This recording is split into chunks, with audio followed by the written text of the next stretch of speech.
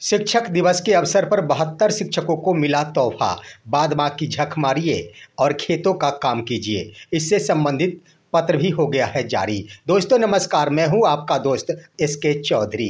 दोस्तों शिक्षक दिवस 5 सितंबर को हर वर्ष मनाया जाता है और इस शिक्षक दिवस के अवसर पर बिहार के लाखों शिक्षक यह आशा लगाकर बैठे हैं कि माननीय मुख्यमंत्री के स्तर से शिक्षकों के वेतन में बढ़ोतरी की जा सकेगी। जहां विशिष्ट शिक्षकों की निगाहें लग रखी है कि सेवा निरंतरता के संबंध में माननीय मुख्यमंत्री घोषणा करेंगे, तो उधर विद्यालय अध्यापक यह आशा लगाकर बैठे हैं कि हमें 7वें वेतनमान संबंधी घोषणा की जाएगी माननीय मुख्यमंत्री के स्तर से। परंतु इन तमाम आशाओं पर पानी फिरते नजर आ रहा है, क्योंकि सिर्फ जो भी आखिर तोहफा मिला है, इसके संबंध में जो पत्र जारी हुआ है वह सिर्फ 72 शिक्षकों के लिए, वो भी अगर तोहफा और खुशियां होगी तो सिर्फ एक दिनों के लिए ही होगी। बाद बाकी अन्य शिक्षक अब तो विद्यालय छोड़िए और खेतों का काम कीजिए, इससे संबंधित एक आदेश भी जारी हो गया है। दोस्तों आइए आज के इस वीडियो में हम इन तमाम मुद्दों पर विस्तार पूर्वक चर्चा करते हैं, लेकिन इससे पहले अगर आपने अभी तक हमारे इस चैनल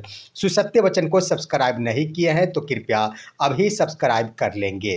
दोस्तों बिहार के लाखों शिक्षकों के क्रम में सबसे पहले अगर शिक्षक दिवस के अवसर पर तोहफा देखने को मिला है तो सिर्फ 72 शिक्षकों को, और यह तोहफा है राजकीय सम्मान का। राजकीय शिक्षक पुरस्कार से संबंधित एक पत्र भी जारी कर दिया गया है, जो आप देख भी रहे होंगे, और यह 72 शिक्षकों की सूची है। यह पत्र जारी किया गया है जिसमें ढेर सारे शिक्षक हैं, प्राथमिक से लेकर मध्य और माध्यमिक उच्चतर माध्यमिक के प्रधानाध्यापक सहित प्रधान शिक्षक और सहायक शिक्षकों की सूची है। इसमें उल्लेख कर दिया गया है कि 5 सितंबर 2025 को समय 10 बजे पूर्वाह्न तक निश्चित रूप से तमाम शिक्षक उपस्थित होंगे और यह पुरस्कार प्राप्त करेंगे। ये भी लिख दिया गया है कि RDD स्तर से एक शिक्षक पदाधिकारी को नामित करते हुए सम्मान इन तमाम शिक्षकों को पटना तक पहुंचाएंगे। अगर कोई शिक्षक या शिक्षिका एक दिन पूर्व आना चाहती है तो उनके लिए रहने की व्यवस्था राज्य शिक्षा शोध एवं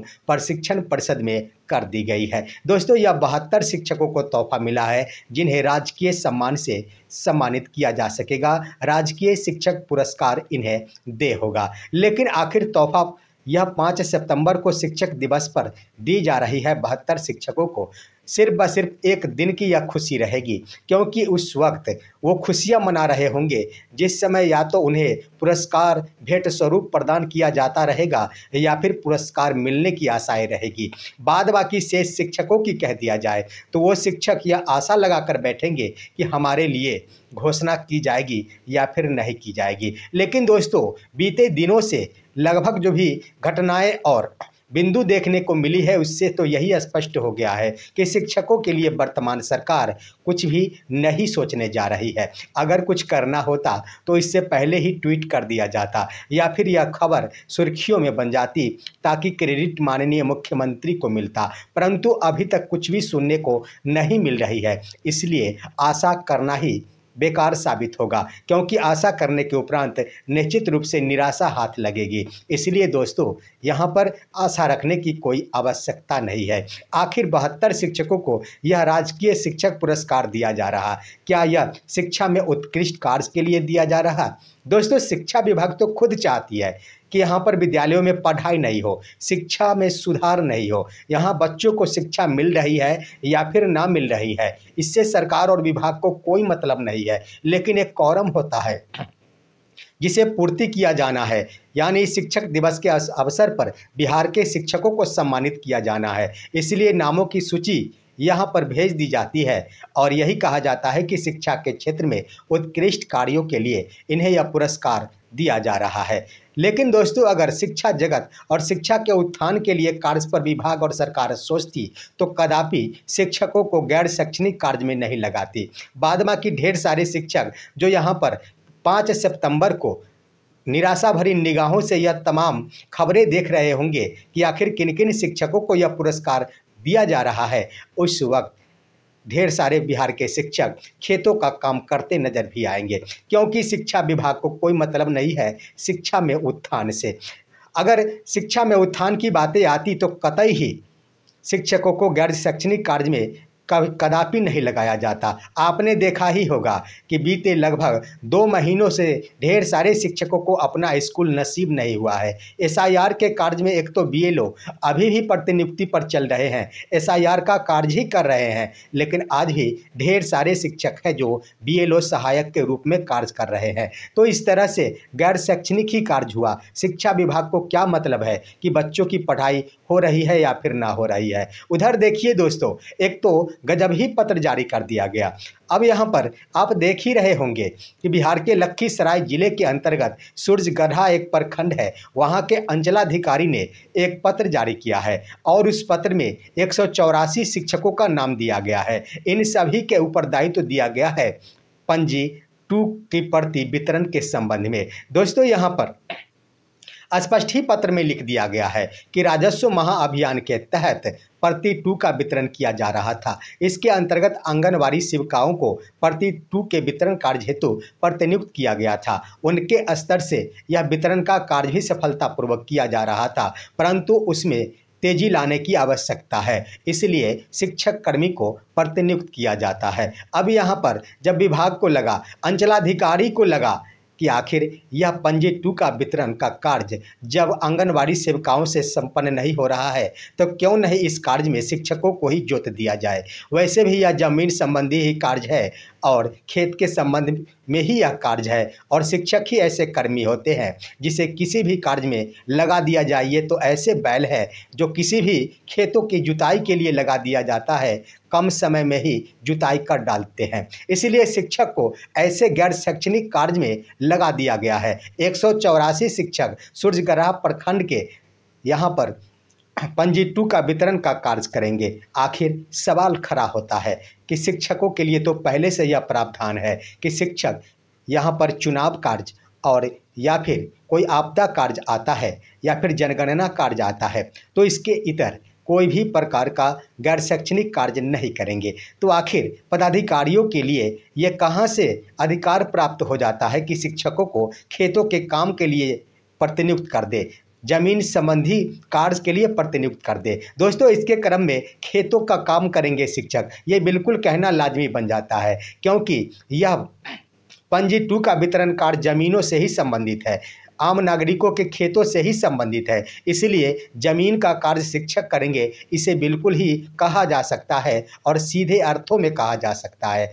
यहाँ पर आप गौर करेंगे तो वास्तव में देख लिया जाए आखिर अंचलाधिकारी को क्या मतलब है कि बिहार के बच्चे पढ़ रहे हैं या फिर नहीं पढ़ रहे हैं। आखिर अंचलाधिकारी के ऊपर कोई नकेल कसना वाला भी तो होना चाहिए। आखिर पदाधिकारी क्यों नहीं पूछते हैं? शिक्षा पदाधिकारी के पास क्या, जिला शिक्षा पदाधिकारी के पास यह अधिकार नहीं है क्या यहाँ पर अंचलाधिकारी से पूछने की कि आपने किस कारण और किस अधिकार के तहत गैर शैक्षणिक कार्य में शिक्षकों की प्रतिनियुक्ति की है?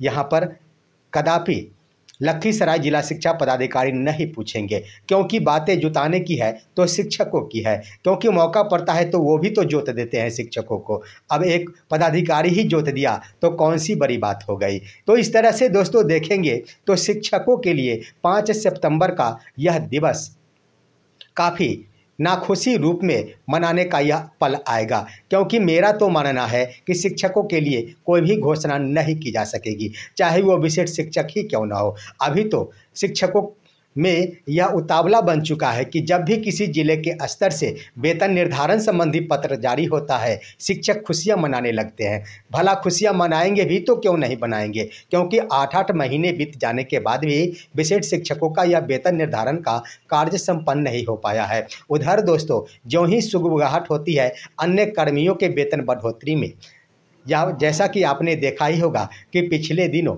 सरपंच के सचिव, ग्राम कचहरी सचिवों का भी मानदेय बढ़ा दिया गया। पहले उन्हें 6,000 रुपये मिलते थे, अब उन्हें 9,000 रुपये मिलेंगे। इनके वेतन में भी बढ़ोतरी कर दी गई। तो इस तरह से तमाम कर्मी जो संविदा कर्मी है उन सभी को वेतन में बढ़ोतरी कर दी गई है। और तो और ढेर सारे स्वास्थ्य कर्मी है जो संविदा आधारित ही कर्मी है, परंतु इनका जो वेतन वर्तमान में संविदा आधार पर ही बढ़ाया गया है, लेकिन उनका लेवल भी निर्धारित कर दिया गया है। इस तरह से वेतन बढ़ाया गया है जिसमें स्पष्ट रूप से लिख दिया गया है कि इन सभी का यह वेतन बढ़ोतरी डीए, आवास भत्ता, मेडिकल चिकित्सा भत्ता इत्यादि को जोड़कर बढ़ाया जाता है। यानी स्पष्ट रूप से साथ ही साथ पत्र में लेवल भी निर्धारित कर दिया गया कि लेवल 4, लेवल 5, लेवल 6 तक शिक्षक वहाँ पर कर्मियों का वेतन बढ़ा दिया गया। लेकिन शिक्षक एक निरीह प्राणी, आखिर उन्हें आज तो लेवल 4 भी नहीं मिल पा रहा है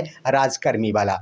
लेवल 5 तो छोड़ दिया जाए, लेवल 6 तो छोड़ दिया जाए, किसी भी प्रकार का लेवल शिक्षकों को नहीं मिल पा रहा है और राजकर्मी का नाम दे दिया गया तो ऐसी बात नहीं है कि शिक्षक राजकर्मी हो गए। सबसे पहले तो राजकर्मी अगर विद्यालय अध्यापकों को बनाया गया तो उन्हें राजकर्मी का वेतन लेवल निर्धारित क्यों नहीं किया गया। उसके बाद जब विशिष्ट शिक्षकों को बनाया गया कि विद्यालय अध्यापकों के समान दर्जा देने के लिए, राजकर्मी बनाने के लिए इन्हें सक्षमता परीक्षा उत्तीर्ण होकर विशिष्ट शिक्षक बनना होगा, उन्हें बना भी दिया गया तो आखिर राजकर्मी वाला वेतन लेवल क्यों नहीं निर्धारित किया गया। सवाल तो खड़ा हो गया है। लेकिन यहाँ पर एक मौका बनता है, मुख्यमंत्री अगर चाहते हैं कि मैं क्रेडिट लूँ तो यहाँ पर वेतन लेवल का निर्धारण किया जा सकता है। कुछ नहीं लगेगा, सिर्फ ब सिर्फ यह घोषणा कर दी जाए कि इन सभी को राजकर्मी के भांति ही वेतन लेवल दे होगा। ऐसा कर देने से माननीय मुख्यमंत्री का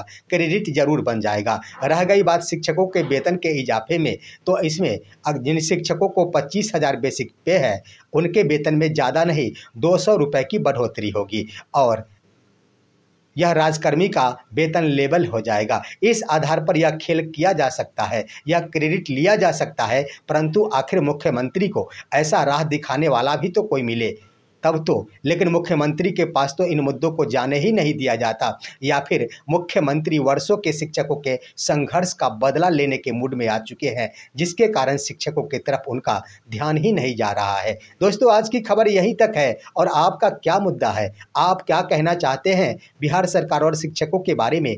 अपनी राय कमेंट के माध्यम से दीजिए। हमारे इस वीडियो को लाइक कीजिए और अब दीजिए अपने दोस्त को इजाज़त। हम फिर मिलेंगे आपसे अगले वीडियो में, तब तक के लिए नमस्कार।